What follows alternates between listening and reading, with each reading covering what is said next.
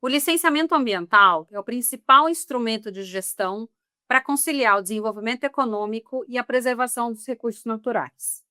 Com a consolidação da nova lei de licenciamento ambiental, o Brasil busca modernizar seus processos, trazendo mais agilidade e segurança jurídica para o setor produtivo e para os órgãos reguladores. Hoje, vamos conversar com a advogada especializada em direito ambiental e minerário, Regina Gonçalves Barbosa Caixeta, sobre as mudanças estruturais, os ganhos de eficiência e os novos desafios impostos por este novo marco legal, logo após a nossa vinheta.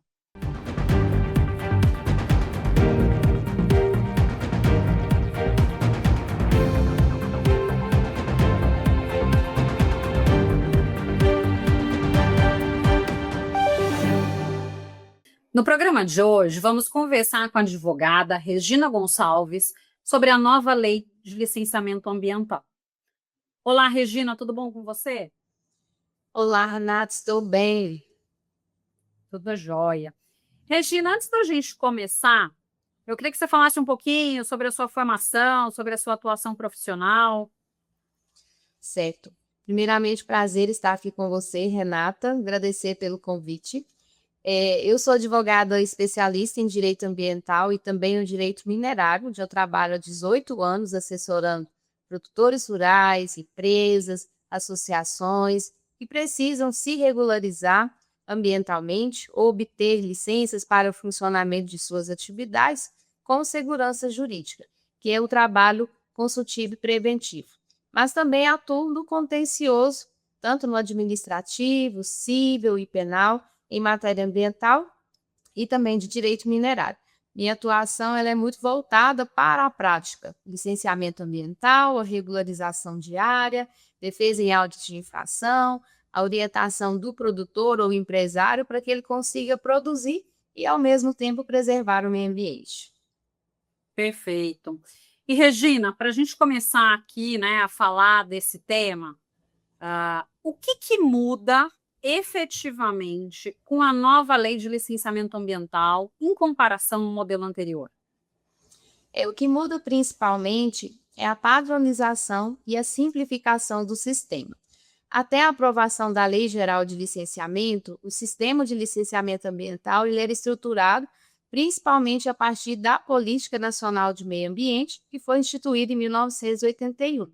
Então, com dispositivos constitucionais, atos normativos infralegais, sobretudo as resoluções do CONAMA. E aí, cada estado também, ou cada órgão, aplicava regras muito diferentes. Isso gerava uma insegurança jurídica. Então, com a entrada em vigor de uma lei geral, né, espera-se que tenhamos critérios mais claros, pois passará a ter uma definição melhor, né, sobre quais atividades realmente precisam do licenciamento e quais podem ser simplificadas ou até mesmo dispensadas. Perfeito. E um dos pontos, acho que centrais, é a questão, né, da criação da licença por adesão e compromisso, a LAC. Como que essa licença vai funcionar na prática? Porque eu acho que é uma grande dúvida, né, de todo mundo. A gente que é da área sabe um pouco mais, mas quem não é da área fica até o entendimento, nossa, mas será que vai ter licenciamento ambiental mesmo, né? Então, como que vai ser com a LAC? A LAC acabou criando-se uma polêmica muito grande, né, sobre esse instituto, sobre essa modalidade de um licenciamento que, de certa forma, é simplificado, né, mas ela funciona da seguinte maneira: o empreendedor, ele declara que está cumprindo regras ambientais e assume compromissos com o órgão. Então, a LAC é inspirada em modelos de autodeclaração e conformidade, aplicável para empreendimentos e atividades de baixo risco e já como padrão também bem conhecido. Então, o empreendedor ele vai aderir a um termo de adesão e compromisso previamente estabelecido pelo órgão ambiental, com exigências, condicionantes e medidas de controle padronizados, e assumindo, então, essa responsabilidade pela conformidade ambiental do seu projeto. Tem como característica a boa-fé e a responsabilidade do empreendedor, porque ele declara que atende todos os requisitos legais e técnicos. Então, o papel do órgão ambiental, ele migra de um analisador prévio para um fiscalizador a posteriori. com foco no monitoramento e auditoria de conformidade. Então, a adesão ao LAC, ela vai exigir que o empreendimento se enquadre em determinadas tipologias específicas e atenda a todos os requisitos e condicionantes estabelecidos nessas normas técnicas ou termos de referência que serão padronizados. O que se espera, né, com essa licença por adesão e compromisso? Uma agilidade maior, né, na análise dos processos para setores específicos, mas isso demanda também uma fiscalização mais robusta, um sistema de penalidade eficaz para coibir também alguns abusos e garantir a proteção ambiental. Então, o licenciamento por adesão e compromisso, ele vai ocorrer apenas se atender algumas condições, né, por exemplo, atividade ou empreendimento qualificado simultaneamente como pequeno ou médio porte ou baixo, médio potencial poluidor. E também, né, tem algumas características, como ter, né, já o impacto conhecido, atividades são características, às vezes, de uma região, as condições de implantação e de operação desses empreendimentos, os impactos ambientais da tipologia da atividade e as medidas de controle que serão necessárias. Mas, né, também ela não se aplica para alguns empreendimentos, como no caso da atividade minerária, ou aqueles empreendimentos que demandam supressão de vegetação nativa. Então, apesar de um alarde todo sobre a LAC, mas ela também não é uma licença a qualquer custo, né, ou de qualquer jeito, ela também segue requisitos. Perfeito. E em termos de burocracia, Regina, porque eu acho que uma das grandes questões, né, grandes dores até, acho que eu posso dizer, dos empreendedores, era a questão da burocracia no processo todo de licenciamento ambiental, né, o tempo que se demorava. Então, assim, em termos desse prazo de tempo, burocracia, quais foram os principais gargalos eliminados para facilitar a vida do empreendedor diante dessa nova legislação? Você colocou bem, o principal gargalo era a burocracia excessiva, né, para atividades de baixo impacto. Então, antes, o empreendimento pequeno, ele enfrentava ali praticamente o mesmo processo de um grande empreendimento. E agora a lei separa, né, de forma mais clara esse alto impacto, esse baixo impacto. Então, isso pretende se reduzir, né, o excesso de documentos, a demora na análise, porque se é autodeclaratório, a análise será também mais otimizada, né? Exigências técnicas desnecessárias e também evita do produtor exercer uma atividade legalmente, seja pela demora na análise, seja pelo custo também da regularização, que muitas vezes se mostrava elevado pela atividade econômica que era desenvolvida. Então, de linhas gerais, a questão, né, da burocracia excessiva, espera que isso se torne superado em razão dessas licenças simplificadas e as modalidades que nós teremos. Uhum. E do ponto de vista operacional, como que os órgãos ambientais eles estão se estruturando para responder aos novos prazos estabelecidos? Porque eu acho que esse também é um outro grande problema, né? Sempre, acho que uma das críticas é que o empreendedor tem sempre o prazo para cumprir, mas e o órgão, né? Qual que é o prazo que o órgão tem para responder? E muitas vezes a gente ficava, né? Acho que ainda fica com processos aí que são anos e anos para se ter uma resposta, né? Não só na questão do licenciamento, áreas contaminadas, às vezes você fica aí com um processo. Eu tive uma reunião essa semana de um processo de áreas contaminadas, que acho que o processo estava há 3 anos em análise do órgão. Então, né, se você retomar, o que aconteceu há 3 anos atrás, né? Então, complicado. Então, assim, desse ponto de vista operacional, como que os órgãos estão se estruturando para atender, né, essas novas exigências e esses prazos que a lei nova ela trouxe? Você tocou num ponto bem delicado, que é esse prazo excessivo, né, de análise de processos, e além desse tempo todo que fica se aguardando a emissão de uma licença, o empreendedor acabava ficando na ilegalidade por muito tempo, se ele não conseguia, às vezes, ter um termo de ajustamento de conduta com o órgão ambiental, que nem sempre a gente conseguia firmar para dar continuidade às atividades. Então, a gente pensar de ficar 3 anos parado esperando sair uma licença é um tempo muito grande, né? Foge de qualquer cronograma, de qualquer expectativa, de qualquer planejamento. Bom, Após a publicação da norma, né, e entrada em vigor, todos os órgãos nesse momento, né, terão que se reestruturar, além também da questão legislativa, né, de adaptar a sua legislação estadual ou municipal. Então, a gente também está nessa expectativa de mudanças, né? Aqui em Minas Gerais, por exemplo, a gente está aguardando que saia qualquer ato normativo regulamentando, porque nós temos muitos empreendedores aguardando essa definição até para poder dar continuidade nos seus projetos, né? Às vezes a pessoa quer ampliar, quer adquirir uma área nova, mas está receosa, porque não sabe o que vai acontecer. Ao mesmo tempo que ela ouve dizer que será dispensado, mas ela não tem essa certeza se ela vai conseguir enquadrar nos requisitos legais. Então, assim, de modo geral, os prazos precisam, né, e pretendem que se fiquem mais claros e definidos, e isso é um ponto positivo, o que também não significa que é a solução definitiva para tudo, porque aqui em Minas Gerais, por exemplo, a gente já tinha uma previsão, dentro até mesmo de outras normas que trata da questão econômica, né? Prazos para análise de processo. E muitas das vezes esse prazo sempre extrapolado. Então, mesmo que a norma ditasse uma regra, um EIA-RIMA tem um prazo de 12 meses para análise. É comum encontrar essa situação que você colocou, o processo ficar 2, 3 anos aguardando a concessão de uma licença.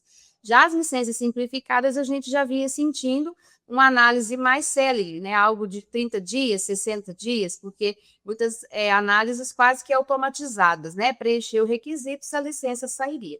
Então, assim, o Estado, né, e os órgãos de modo geral precisa de uma organização interna e a queixa, né, que sempre faltam pessoas para análise de processo, porque concurso, pelo menos aqui em Minas, o último foi 2013. De lá para cá não teve outro concurso e quantas pessoas deixaram o cargo, né?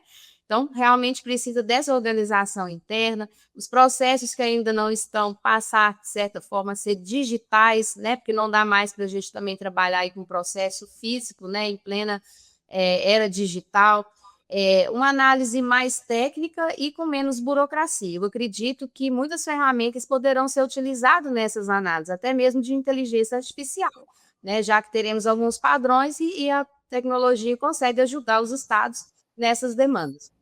Então, postos também com mais eficiência, o que é bom tanto para o meio ambiente quanto para quem precisa da licença.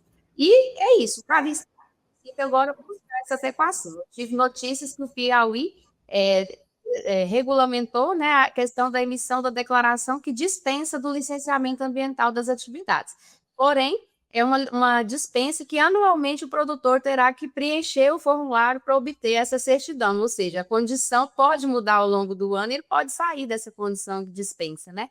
Então, a expectativa agora é isso, de cada estado, ver cada município, como que eles vão tratar essas questões. Mas com maior agilidade, sim, para a gente não ficar com esses prazos tão extensos. Perfeito. E a nova lei, ela traz maior clareza sobre quais atividades, né, são dispensadas de licenciamento. Isso representa um risco ou uma otimização necessária? Eu entendo como uma otimização, principalmente para essas atividades que têm um baixo impacto, ou de atividades também que já operam, né, a mesma atividade há anos. Eu te confesso que eu nunca consegui entender a lógica, né, de, por exemplo, exigir o EIA-RIMA simplesmente porque a área era maior de 1.000 hectares, sendo que é uma atividade que já está desenvolvida naquele local há 30, 40 anos. Parece não fazer muito sentido, né? A atividade iniciou antes mesmo da norma, lá em 1981, né? Então, as atividades poderão ser dispensadas, né? Nós temos alguns critérios para dispensa e também as atividades que foram listadas como cultivo de espécies agrícolas, né? De temporária, semiperene e perene, né? No caso, cana-de-açúcar, soja, milho, que são atividades bem recorrentes. A pecuária extensiva e semi-intensiva e a intensiva de pequeno porte. E aí, nós temos que as propriedades precisam também enquadrar em alguns critérios, né? Dentre eles, ter o CAR, que é tão falado, né? Toda propriedade precisa do CAR, é o primeiro documento que é exigido do produtor rural. A princípio, a norma pretendeu que fosse apenas CAR validado, CAR homologado, mas a gente sabe que isso é um passivo imenso dentro do Brasil, né? Os estados não conseguiram avançar o suficiente para ter essa análise concluída, então a norma acabou mantendo a possibilidade de aquele que também estiver em regularização, ou seja, com um CAR pendente de homologação, que aí já não é culpa do empreendedor, né, do produtor, já é uma deficiência do Estado, que não consegue entregar essa homologação, e também que tenha ocorrido adesão ao Programa de Regularização Ambiental, o PRA, ou firmado o termo de compromisso com o órgão ambiental. Então, as duas atividades já foram listadas, e também as condições para que o produtor se encaixe nessa dispensa. Então, eu visualizo que a pequena propriedade, que já existe há bastante tempo, tem uma atividade de baixo impacto, passa, então, por um processo agora mais simples, né, de se manter dentro de uma regularidade ambiental. Uhum. Perfeito. E, Regina, falando sobre, né, a questão de impacto, mas agora do impacto financeiro, a simplificação desse processo como um todo, ela tende a reduzir esse custo Brasil, que também é uma reclamação grande, né, dos empresários, para novos investimentos? Como que você vê essa questão? Sim, eu vejo que reduz bastante, né? Porque o empreendedor deixa de gastar aí, às vezes, com custos desnecessários de estudos, né? A própria insegurança jurídica que às vezes levava a demandas, né, para conseguir demandas judiciais para conseguir concluir esses processos, o próprio tempo de espera também da licença. Então, isso é importante para o agronegócio, para a mineração e para novos investimentos no país. Quem busca investir ao avaliar a forma e o custo de regularizar, pode optar por implantar atividade dentro de um determinado estado, ou não, né, por entender que esse custo de regularizar agora é possível de se mensurar, não ficar, às vezes, numa loteria sem saber realmente o tempo e o custo que levaria para colocar o empreendimento para funcionar. Uhum. E como a lei trata, né, a questão da responsabilidade do consultor ambiental e do empreendedor quanto à veracidade das informações apresentadas? Porque acho que uma coisa que é muito séria, e a gente teve já algumas situações no Brasil, de licenciamentos que havia uma falha de informação, né? A gente teve até a hidrelétrica, estou lembrando agora o nome, mas entre o Paraná e Santa Catarina, que teve informações fraudulentas, né? Então, vira e mexe, às vezes a gente se depara com situações como essa. Como que fica, né, diante dessa nova normativa, essa responsabilidade? Ela ficou mais clara e também mais rigorosa. Quem apresenta a informação assume a responsabilidade. Então, o consultor responde pelo estudo ambiental, o empreendedor, o produtor, responde pelas informações que apresenta. Aqui em Minas Gerais, em razão desse licenciamento que a gente já tem parecido com a licença de adesão e compromisso, né? Então, é comum que as pessoas façam a caracterização do empreendimento e, às vezes, para sair de um licenciamento mais complexo, ocorria de prestar informação considerada falsa ou enganosa para enquadrar num licenciamento ambiental inferior. Então, dentro aqui do estado de Minas Gerais, a gente já teve, né, autuações administrativas e também processo criminal com base nessa previsão legal de responsabilidade do técnico e do empreendedor, e que agora ficou também mais claro na Lei Geral do Licenciamento Ambiental. Então, o crime de prestar informação falsa está previsto na Lei de Crimes Ambientais e inclui ali, né, elaborar ou apresentar no licenciamento qualquer outro procedimento, estudo, laudo, faltando informação, né, parcialmente falso ou enganoso, e isso tem uma pena de reclusão de 3 a 6 anos e multa. Né? Se for na modalidade culposa, cai para 1 ano a 3 anos, mas também pode ter um agravante, né, se essa informação falsa, dessa informação falsa decorre, por exemplo, um dano ambiental. Então, a gente já tinha isso solto, né, aplicado em alguns estados, eu já tive, né, já me deparei várias vezes com essa situação, em alguns casos também, apesar do órgão, né, lavrar o auto de infração, o Ministério Público apresentar a denúncia, verificou-se também que não era questão de prestar informação falsa, mas às vezes também de entendimento sobre um determinado assunto, porque algumas questões elas são subjetivas. Mas aqui, para o licenciamento ambiental, eu visualizo que as informações serão mais objetivas e o empreendedor e o consultor precisam ficar atentos, né, para não responder nem o processo administrativo e nem o processo criminal, porque ele vai prestar informação. Presume-se que ele está de boa fé e que a informação é verdadeira. E a fiscalização vai ocorrer no segundo momento. Então, se a informação foi falsa, terá consequências, né, para os dois. E lembrando que para os consultores, existe uma anotação de responsabilidade técnica também dentro do processo, né? Então, muito provavelmente, o conselho de classe será oficiado sobre isso, né? E se reiteradas vezes, né, houver informação falsa, enganosa, isso pode chegar aí numa penalidade bem gravosa para o consultor. Uhum, perfeito. E eu já vi situações, tá, Regina? Não precisava nem ser reiterado, né? Mas eu já vi aqui uma vez uma situação de que a promotoria identificou que poderia ser, né, uma informação ali fraudulenta e tudo mais, instaurou o processo crime, mandou para, né, para o conselho de engenharia, para o conselho de química. Então, é um cuidado a mais, né? Porque acho que agora a legislação ela prevê de uma forma mais clara essa questão, como você bem disse, né? Acho que um outro problema que a gente sempre teve, e de fato, assim, eu não discordo, porque eu acho que o fato de você ter uma licença não garante, né? Não é um cheque em branco que você pode fazer tudo.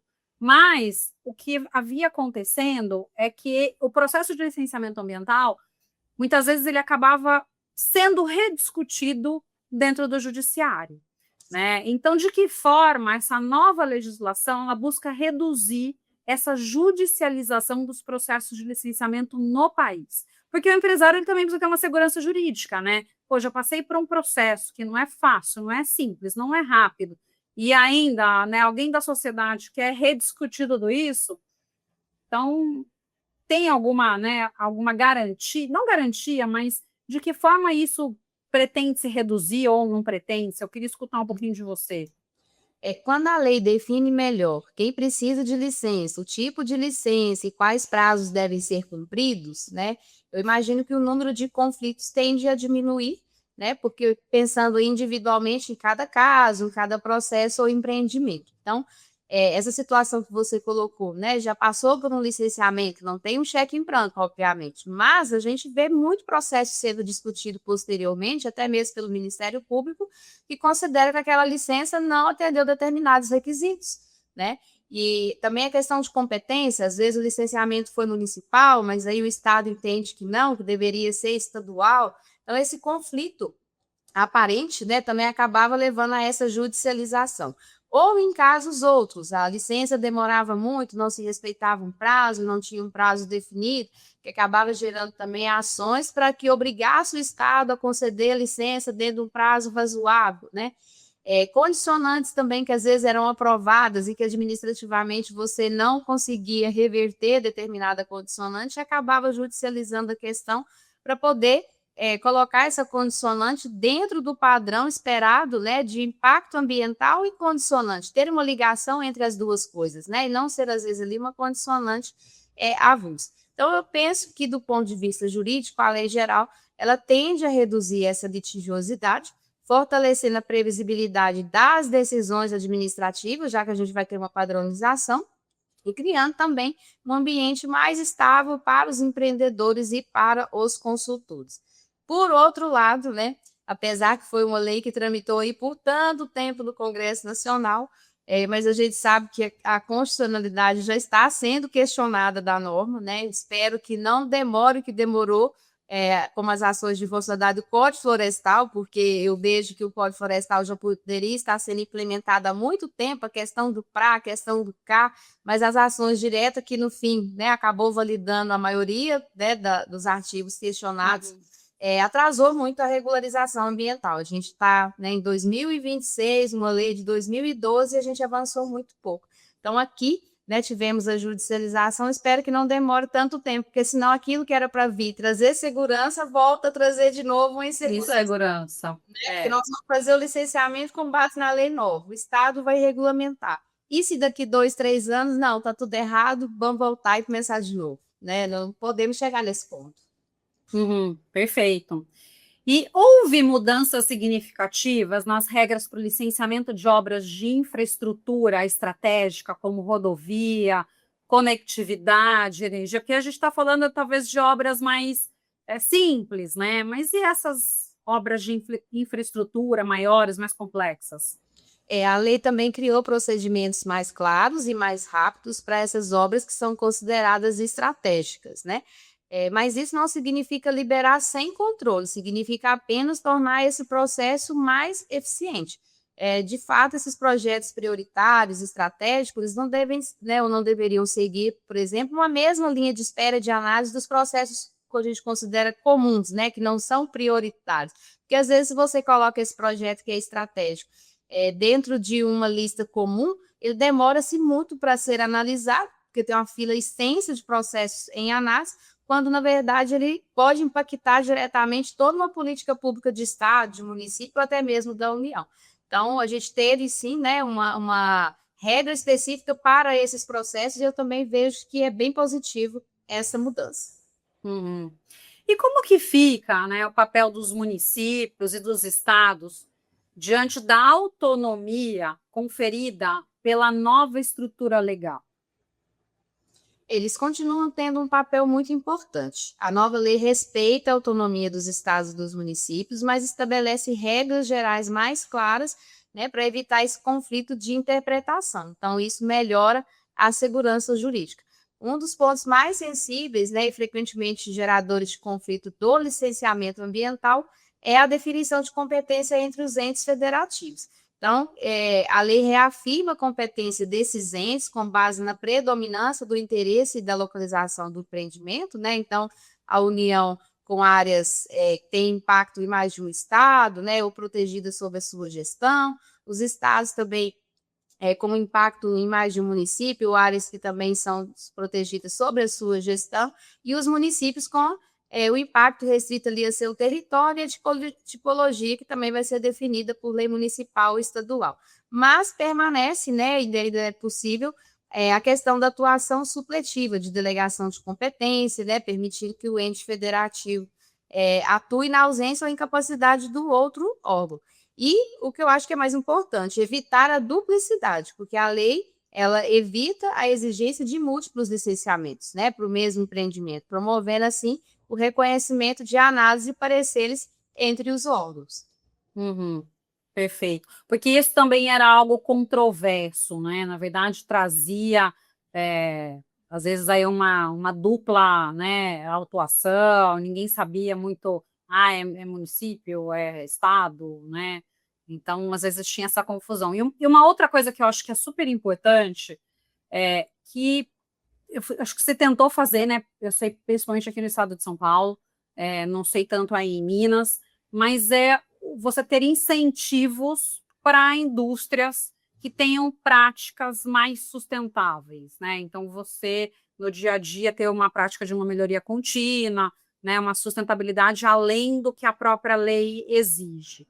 Nesta nova lei de licenciamento, tem algum mecanismo que incentive financeiramente essas empresas a adotarem essas práticas? Sim, a lei incentiva quem faz mais do que o mínimo exigido, né? Empresas que adotam boas práticas ambientais podem ter processos mais rápidos, menos burocracia, além de maior credibilidade junto ao órgão ambiental. Então, a legislação ela trouxe isso lá pelo artigo 15, né? Uma vantagem para essas pessoas que agem de forma proativa. Aqui em Minas Gerais, o Estado tentou implementar, né, uma questão de validação dessa boa conduta do empreendedor no prazo de vigência da licença, para quando você fosse renovar, se você tivesse atendido determinados padrões, você ganharia, por exemplo, 2 anos a mais na sua licença, né, o que é bem interessante, porque incentiva a pessoa realmente, né, não é só porque ela cumpre a obrigação legal, mas ela faz também algo além daquilo que era previsto. A gente teve um tempo também que o empreendedor que tinha, né, no caso produtor rural, excedente de reserva legal, às vezes uma RPPN criada dentro da propriedade, o custo do licenciamento era menor, né, e o prazo da licença também era maior. Então, assim, agora ficou mais claro na lei que ela traz essa possibilidade, né, de forma regra geral, mas os estados podem aproveitar bastante esse campo aí para trabalhar esse incentivo para as pessoas que adotam boas práticas. O mercado Uhum. já existe, né, já exige, aliás, mas o estado também reconhecer que não se trata apenas de fazer mais do que obrigação, mas também, né, bonificar a pessoa que realmente faz um papel diferenciado ali dentro das suas atividades. Uhum, perfeito.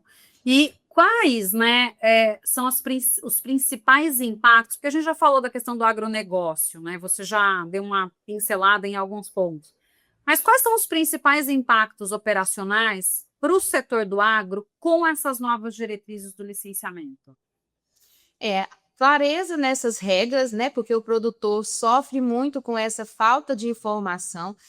Nós que militamos na área, parece que a gente está sempre chovendo no molhado, né? Falando sempre a mesma coisa, mas quando a gente vai realizar os atendimentos, a gente percebe que ainda falta muita informação, né? Há uma confusão entre os tipos de licença, os prazos, a forma como isso deve ser requerido, ou até mesmo onde requerer. Né, aqui no estado de Minas Gerais, a gente tem 3 órgãos vinculados à SEMAD, cada um com uma agenda, né? Então, o licenciamento ambiental já foi do IEF, foi da SEMAD, hoje é da FEAM, a outorga é do IGAM, e as intervenções e reserva legal, né, essa parte de cá, com o Instituto Estadual de Floresta. Mas há muita confusão por parte do empreendedor, né? Então, agora tendo regras mais claras, uma burocracia menor, então isso vai impactar também na questão financeira, mais segurança para quem produz. Era muito recorrente o produtor, às vezes, estar com a licença na mão e depois descobre que aquela licença foi feita de forma equivocada, até mesmo por essa questão de confusão entre os tipos de licença que deveriam ser requeridas junto ao órgão. O impacto, eu acho que para o pequeno e para o médio, ele é significativo, né? Ter essa celeridade, ter essa segurança, essa regra mais clara, para ele também não ficar tão perdido sem saber para onde se socorrer, né? E obter as suas licenças. Então, acaba que a gente entra para um cenário, né? Com mais previsibilidade, mais eficiência, tendo agilidade, por outro lado, aumentando a responsabilidade do produtor, porque realmente ele vai ter que firmar esse compromisso e levar a sério, né? Não simplesmente buscar ali apenas um papel para validar o empreendimento, a atividade dele. Ele realmente vai precisar se comprometer com as questões ambientais, avaliar o risco da sua atividade, né? Até mesmo para buscar aí um diferencial competitivo. Senão ele não vai conseguir também se manter no mercado. Perfeito. E no que diz respeito, né, à segurança jurídica, a nova lei ela protege melhor o investidor contra mudanças repentinas de entendimento desses órgãos técnicos? Vejo que sim também, que é a questão do investidor, né, não ficar sujeito a regras que se alteram da noite para o dia. Gosto de mencionar também um exemplo que a gente teve aqui em Minas Gerais, a gente já estava numa fase de licenciamentos simplificados, né, e tivemos uma decisão do Tribunal de Justiça que determinou o Estado a exigir o EIA-RIMA para todas as atividades acima de 1.000 hectares. Então, assim, muitos produtores dormiram, né, regulares e acordaram irregulares, né? Na época foram convocados a fazer o licenciamento, mas assim, realmente trabalhar sem essa previsibilidade, porque foi feito tudo conforme a norma da época, né? Mas uma questão de entendimento, né, entendendo que o Estado não podia simplificar, que deveria estar vinculado à nossa, né, resolução CONAMA, que não é uma lei geral, né, mas até então vinha de certa forma, regulamentando aí, em linhas gerais, o licenciamento, né, em parâmetros com os estados. Também a questão da licença obtida ser respeitado, né? Você até comentou agora há pouco, a judicialização. A gente pegar realmente a nossa licença e ter uma certeza maior de que ela é válida e não vai ser questionado, porque isso também para o investidor, né? Às vezes a gente trabalha aí com os clientes que estão buscando investir no estado, e ficam muito assustados com a falta de previsibilidade, com esse risco que tem, né? Então, a gente espera que com a padronização, com essa lei geral, isso seja, de certa forma, sarado, né? A gente não tenha mais esse problema. E também para o órgão ambiental, porque ele vai seguir critérios técnicos mais claros e evitar também desses questionamentos quanto à emissão de licença. Muitas vezes o analista trabalha com certo receio, porque ele tem medo de no parecer, né, a decisão que ele vai colocar ali, ser questionada também, porque você aqui adotou um critério subjetivo, por que você agiu dessa forma? Então, às vezes, você também está colocando o cargo dele em risco por uma análise que ele faz, né? Se agora a gente tiver regras mais claras, isso vai ser benéfico para todo mundo, para o empreendedor, para o investidor, para o analista, né? Eu acho que todos vão sair ganhando. Ô, Regina, você estava mencionando aí, né, essa questão desses conflitos, essas incertezas, me veio até um caso que eu vivenciei uns anos atrás, que realmente, às vezes, tinha situação que para o empreendedor era uma loucura, né? Era um caso de uma atividade que já existia num determinado local, que você falou, né? Você dorme de um jeito, acorda de outro. Então, por uma mudança de diretriz viária, a prefeitura do município falou: olha, ok, mas a partir de sua atividade aqui vai ter esta restrição. Então você vai para o estado fazer este licenciamento porque o município não tem competência para isso. A gente ficou, acho que 1 ano e meio no estado para daí o estado falar assim: não, isso não é de competência do estado, isso tem que voltar para o município. É o famoso filho feio não tem pai, né? Então joga para o lado, joga para o outro, isso é péssimo, né? Não é muito ruim. E a atividade ali parada, né? Porque você estava. Era uma situação que eles estavam parados, porque estavam em regular. Você quebra, né? Que, na verdade, quebrou a atividade. Então, eu acho que essas questões que eu acho que a gente viveu, né? Vivenciava o dia a dia, a gente espera que a lei realmente venha trazer mais clareza, mais segurança, né, mais agilidade aí para o empreendedor, para os investimentos, porque tinha coisa que se a gente contasse, né, para um diretor de empresa internacional, ninguém acreditava, né? O pessoal falando: não, mas como que isso é possível? A gente precisava fazer até ginástica para conseguir se explicar, porque nem a gente entendia direito, né? Então, exatamente. Para o investidor, principalmente o estrangeiro, ele fica muito perdido, né? São muitas regras e assim, não está em um código só, né? Não estava assim centralizado. Aí você passa cenário 1, cenário 2, cenário 3, aí a pessoa olha para você e fala: não, mas como assim? Existe mais de uma possibilidade? Então, isso que você está me falando não é certeza? Não, não é certeza. Né? É verdade. E até nesse sentido, né? Quais são os pontos, no seu ponto de vista, que na lei ainda geram debate ou que dependem aí de uma regulamentação específica para funcionar plenamente? Os pontos, né, que eu vejo que dependem da regulamentação, né, uma definição mais detalhada de quais atividades realmente serão dispensadas, esses critérios técnicos para o licenciamento simplificado, e a adaptação dos estados a essas novas regras, né? Se a gente pensar que a lei tramitou tanto tempo, né, foi ano passado aprovada, depois teve a questão de vetos, aí cai os vetos, entra em vigor agora em fevereiro, né, entrou em vigor em fevereiro, e a gente está vendo os estados ainda procurando, né, a solução para se adaptar com a realidade de agora.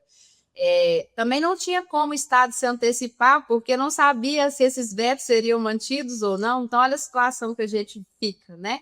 E agora estamos num limbo, porque temos uma legislação vigente para cada estado, que não foi ainda alterada, mas com a perspectiva de que vai ser alterada considerando a lei geral. Então, esses pontos, né, acho que chamam mais atenção e que vai gerar realmente um trabalho maior dessas comissões que estão sendo criadas nos estados para trazer essa legislação nova. Com certeza a lei é um avanço, sim, mas ela ainda precisa de muito ajuste na prática, né? Eu falo por Minas Gerais que a gente parece um país, né? Muito grande, temos aqui 3 biomas, então não dá também, às vezes, para a gente querer uma regra só para tudo, vai ter que detalhar isso com mais clareza para que o empreendedor tenha essa segurança. Os produtores, né, que estão ali naquela faixa de uma possível dispensa ou desse licenciamento simplificado, está todo mundo aguardando para ver o que realmente vai sair, o que vai passar a valer, né? Porque você começar um processo agora sem saber qual regra que vai estar valendo, será que eu vou encaixar nesse critério ou não, né, de dispensa ou de licenciamento simplificado? Então, acho que a gente precisa urgentemente definir isso, o que realmente vai ser dispensado e o que vai encaixar aí nesse licenciamento simplificado. Porque para o restante não alterou, vai continuar tendo licenciamento ambiental, né, às vezes um pouco mais ágil no sentido de ter as licenças concomitantes, né, a LP com a LI, a LO, mas é uma questão de celeridade. Agora aqui, onde a gente fala de dispensa e de licenciamento simplificado, é urgente essa definição até para a gente poder seguir aí com as nossas atividades tranquilamente. Perfeito. E, Regina, para a gente finalizar aqui essa nossa conversa, que está super gostosa, né, com muito conteúdo, eu queria que você deixasse uma mensagem para a nossa audiência. A nova lei, ela não significa flexibilizar, né? Ela significa modernizar o sistema. De maneira geral, o licenciamento ele não promoveu, né, em alguns estados aí, uma alteração profunda, né, na sua estrutura, porque os estados já praticaram alguma coisa, né, em termos de dispensa e licenciamento simplificado, mas agora a gente avança com a questão da padronização dessas práticas, né, os procedimentos, uma linguagem em nível nacional, e conferindo aí uma maior uniformidade e clareza ao processamento e à concessão dessas licenças. Então, o desafio não é escolher entre produzir ou preservar, mas o grande desafio é fazer as duas coisas juntas, com responsabilidade e segurança. Quem produz de forma correta não precisa ter medo dessa legislação ambiental, pelo contrário, a lei ela acaba sendo uma aliada para o tão falado e esperado, né, desenvolvimento sustentável das atividades. Perfeito. Regina, muito obrigado. Foi uma conversa ótima. E agradeço a sua participação no programa de hoje, já deixando aqui o convite para que você volte mais vezes. Eu que agradeço, Renato. Foi um prazer estar aqui com você. Muito obrigada. Bom, no programa de hoje eu conversei com a advogada Regina Gonçalves Barbosa Cacheta sobre impactos e a modernização trazida pela nova lei de licenciamento ambiental. Muito obrigada a você que nos prestigiou até aqui. Deixe seu like, se inscreva em nosso canal, ative o sininho de notificações e compartilhe. Nos vemos na próxima semana.